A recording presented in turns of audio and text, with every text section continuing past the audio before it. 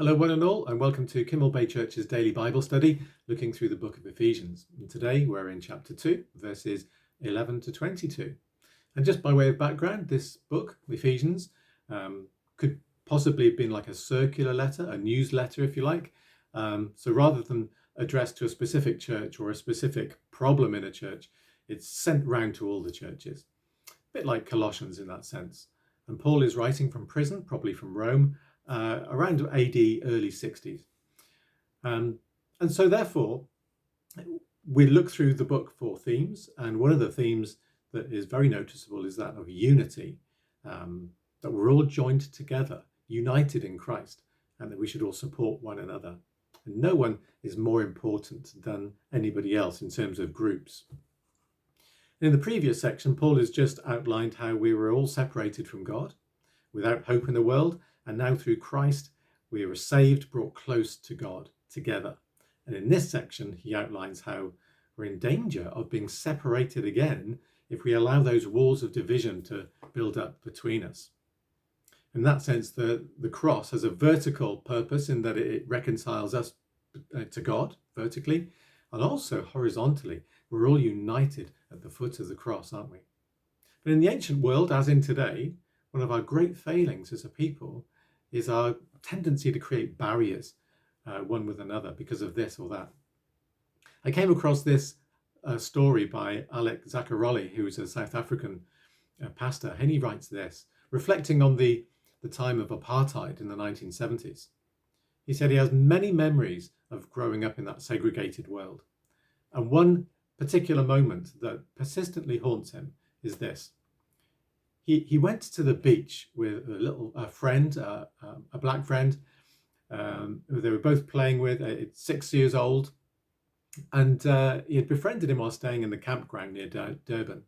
And he befriended this little guy, and it became real mates, playing and exploring every inch of the campground.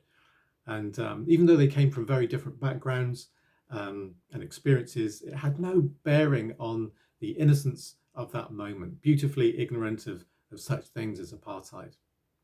But that innocence wasn't to last. One day, his mother suggested that my friend and I go to the beach, and they set off down the sandy trail. He describes it this way. They went towards the deep blue of the Indian Ocean through the milkwood trees, and just as they were about to pass out of the forest and onto the gleaming white sand, his friend's eyes were deep with this fear.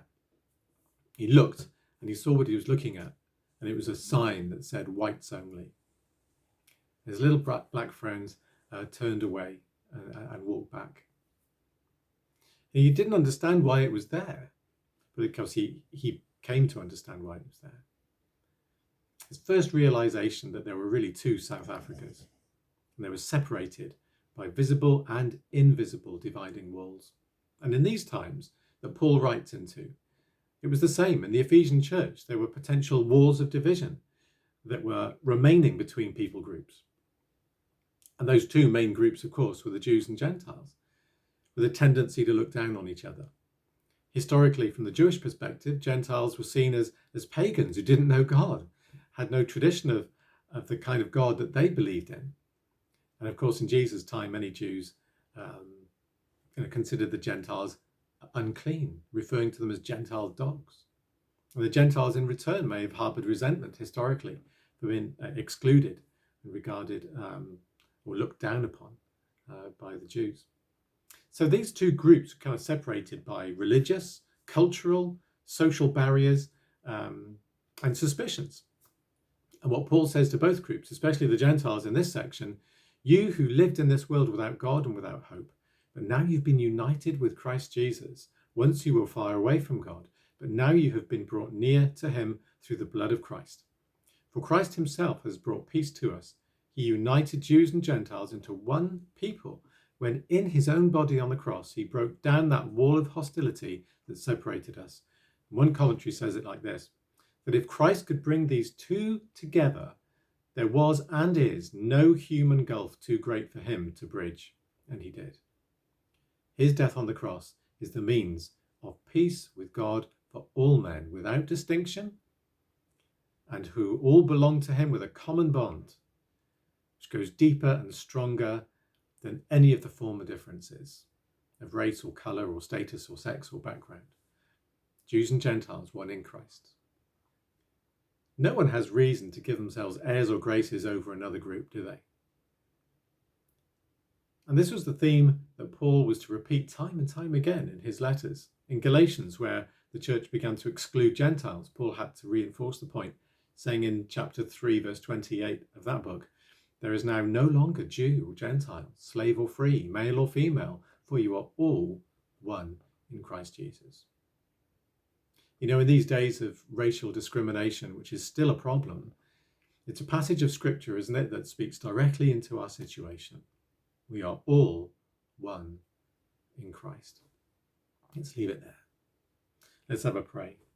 Thank you, Lord, for this truth that we are all one in you, that none of us has reason to elevate ourselves above another people group and look down on them.